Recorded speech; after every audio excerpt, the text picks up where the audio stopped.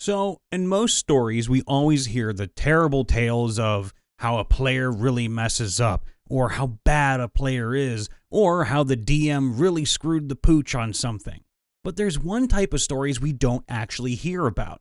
Exceptionally good players. Not power gamers or meta gamers, but players that are actually really good. So today, your favorite narrator from Ohio, Brian Von VA, will take you on a journey, ghouls and goblins, with DMs of Reddit. Let's hear your stories about exceptionally good players. To better understand my story, we should start at the beginning. Late February 2021, I had my first ever D&D session. Hey, congratulations. I was new to it. The DM had played a campaign before, but never DM'd. So we rolled up our characters and played. Some rules were a bit weird due to there being a lot of them and there being too little time to understand all of them. A nat 20 on any roll meant the best possible results, as expected, but it also automatically meant dealing maximum damage in combat. We also had the infamous boss battle at level 3, which lasted for almost 4 hours of playtime, which we still speak of to this day. That was the campaign that established my very first character, the changeling, Vale. I took over DMing for the next story arc, which I spent all week, every week, preparing for, and I made my fair share of mistakes. Favoring some characters over others, giving the level 3 party legendary weapons that pretty much made conventional combat pointless. I had to come up with huge battles in the land and sky to balance things out slightly. After that story arc got concluded, the party disbanded due to tension between players, and I found myself on Discord looking for a game. I ended up in a one-player play-by-post game where the DM was quite literal and strict about the rules. Better than nothing, right? Wrong. I had my worst strings of rolls in that venture and was punished severely for it.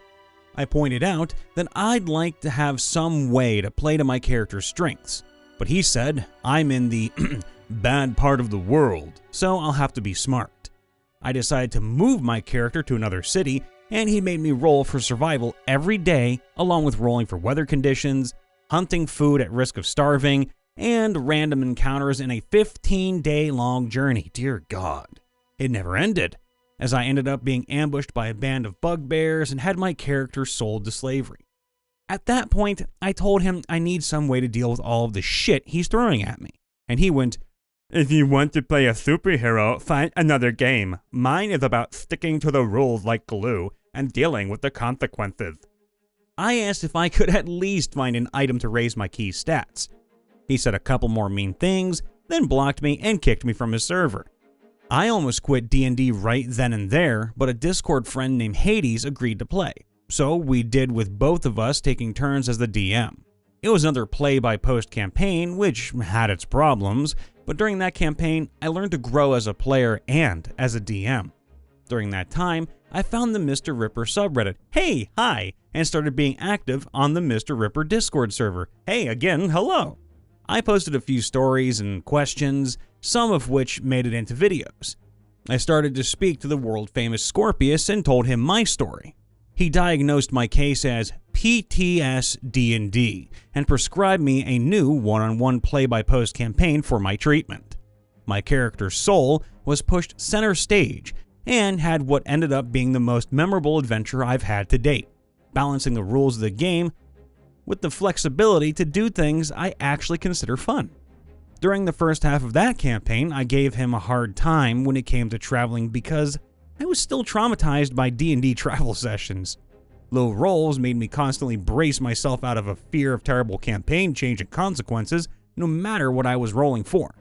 While there were consequences for bad rolls in this new campaign, they weren't game-changing or game-breaking. It was then that I felt like I can have fun and feel relatively safe enjoying the game without the jarring and severe punishments for rolling badly or making the wrong choice. I then offered to DM for him at the end of the campaign and created a world that's been heavily inspired by his own work, plus some old video games. He playtested the Nexus of Yggdrasil setting, which I spoke about in the Homebrew Worlds video. We played almost daily whenever our schedules aligned. Now, several months later, we are still playing games that are equally fun and absurd. His half-goblin monk killed an eldritch god with her bare fists a couple of decades after her mother killed a shark god with a frying pan, then stopped a mind flayer invasion. We've run a couple other campaigns in our respective worlds since then. My paladin killed a dragon kraken creature in one of them. In another, my gunslinger told the gods off, saying he's leaving their realms for other places. They actually gave him godhood and big prey to convince him to stay. My last DM was really good, especially given his age, he was still in high school, and that he had only DM'd a couple of sessions before I joined. He set up encounters that were fun and challenging, and didn't hold the players back from doing what they wanted, as long as we could explain the logic, reason, or even physics behind it. He just absorbed the chaos and worked with it. His campaign was filled with some of the most awesome, insane, and downright weird shenanigans I've ever been a part of, and I've been playing since 2nd edition.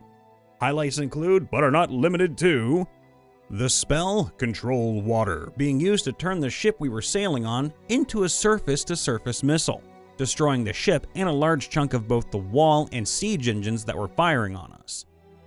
Our bard inspiring the poor and downtrodden and sick people of a town in quarantine to rise up against the guards holding our new ship in dock.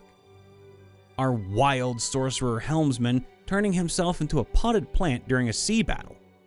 Our druid in that same battle terrifying the enemy crew by first beast shaping into a seagull to fly over their ship. Then, from 30 feet above their deck, beast shape into a giant constrictor. Oh, terrifying. Unleashing an uber manticore onto one of the largest cities in the world. This manticore had 400 HP, 20 in all stats, and unlimited tail spikes. It also screamed out its summoner's name as it went on its rampage. The accidental summoner was our Kenku rogue named Squeak. I still can't help but laugh at the image of this massive manticore raining down death and destruction as it flew around yelling, "Squeak! Squeak! Squeak! Squeak! Squeak! Squeak! Squeak! Squeak! Squeak! Squeak!" Allowed our paladin Steed to be the new party member after the paladin's demise. Yes, one of our party members was a horse. A zealot barbarian horse. To start with, the horse could only telepathically speak to one other party member, rolled at random. The die landed on the mute, who already had several other voices in his head. Oh boy. If that wasn't insane enough, that same horse became the smartest member of our party after a headband of intellect was placed on his head. The side effect was he immediately made plans that involved casting Awaken on other horses to create race-sentient equines. I have a pedantic, rules-lawyering, min-maxing son of a wonderful person in my campaign. Seriously, a very clever individual who's full of surprises. The best part is he uses his pedantic and rules-lawyering abilities for the greater good. Countless times he has helped me to remember and enforce rules, many of which I have created myself. Heavy homebrew DM here. Even to the detriment of near slaying of his own character. I don't think my games would be nearly as good without him. In a campaign I'm currently in, I play as Silas Hawthorne and his eldritch goddess Nessa. In the campaign, myself, a dragonborn paladin by the name of Sethrakar, I can't pronounce that last one, but I'm going to try, Zephibanor, and a human mage named Bob Chumbuck have been sent to explore a series of ruins that were made by an ancient race called the Wardens. After a delve into a few of said ruins, we all decide to go seeking our own goals in our downtime. Last session, we broke our DM after we killed 4 dire bears and sold most of the bones and meat. We got 4,000 gold pieces out of it instead of 8,000. I feel bad for him since he spent a good amount of time calculating over 270 bones each bear and each pound of bear meat we sold. Our pay got nerfed, and understandably so. We were only level 4. So this is where things got crazy. The charismatic Sethrakar decided to become a sun god and made dealings with a mad dimension-hopping artificer to test explosives on anything they find to help us earn some major coinage. Cha-ching! Just one of those bombs were strong enough to level a house to the ground. He even enchanted his great axe with 6 charges of fireball, 6 per day, that activates when the phrase, "Cruel sun," is spoken by him. 7 deadly sins inspiration, I see. We all agreed to net us a badass shotgun so he could go into the realm of the gods, Sons Ablazing. Our wonderful archaeologist mage, Bob Chumbucket, don't you forget it, is making commissions to a wizard for enchantments to a boat he bought so he can make it fly in the sky so he can see the world for himself. I think he wanted to enchant it with the ability to reduce and enlarge so he could continue the venture on foot. And he even has an adorable fish companion with gold scales. How adorable. Then comes Silas, our adorable little bundle of nerves that's having an existential crisis as he watches reality slowly peel away like old paint on a wall to reveal the horrifying eldritch truths beneath. All due to events in his backstory and his pursuit to free Nessia, his goddess, and get the absolute heck out of Dodge before the other deities in the dimension they're in start to take to notice. Maybe a nice place such as Chult or Waterdeep. Candlekeep? Hard to say, really. Sort of a meanwhile in our universe deal. Or as our awesome DM once said, so a dragon, an archaeologist, and a schizophrenic walk into a tavern. And that's how campaigns are made. Basically, Silas is playing the role of Kramer in Seinfeld at this point when he just kicks in the door and shouts, Jerry! Instead, he's just shouting, Seth Ricard! I have one player that takes copious notes of NPCs, locations, and the general goings-on of the story.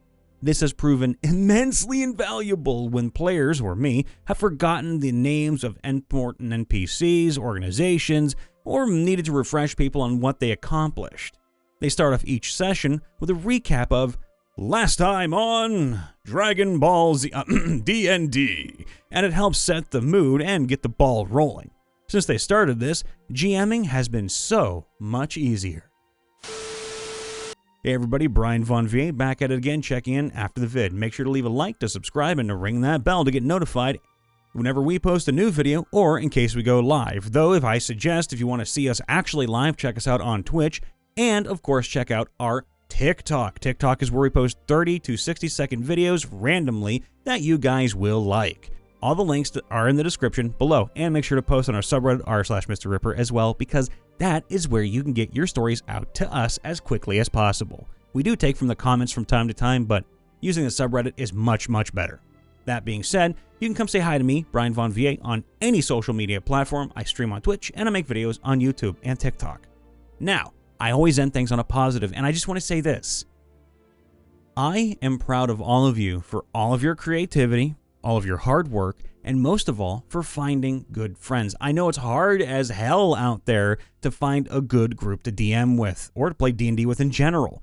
And let me tell you, I don't even have one yet, and I really want one. But I know a couple people that are anxious and raring to go for it, so I just gotta contact him and say, hey, y'all ready? And they will be. Discord is a hell of a tool. The internet is a hell of a place. And you, even if you have crappy friends in real life, might actually find the best of friends through D&D on our Discord, on someone else's Discord, I mean, hell, even on my Discord, or on subreddits, or on Roll20. Doesn't matter. The fact of the matter is that you guys and gals are being inspired by us and other things in this world to go out there and play a game that can bring everyone together under one roof.